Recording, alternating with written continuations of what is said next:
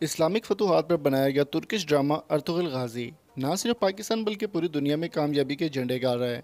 यकम रमज़ान मुबारक से शुरू किया जाने वाला यह ड्रामा इस्लाम पर मबनी है और इस्लाम की फतूहात को दिखाया गया जो कि 1200 ईस्वी में मुकम्मल की गई थी और सल्तनत उस्मानिया का क़याम किया गया था।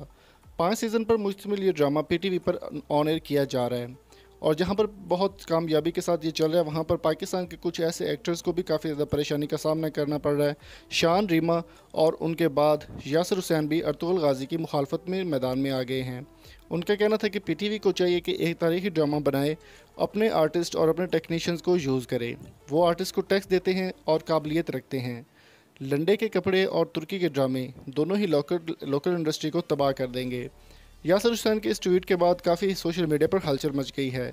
यासिर हुसैन की अगर बात करें तो उनके इतना फ़िल्मी कैरियर या ड्रामा के कैरियर इतना ज़्यादा नहीं है और इंडस्ट्री में इतना ज़्यादा रोल भी नहीं है उनका।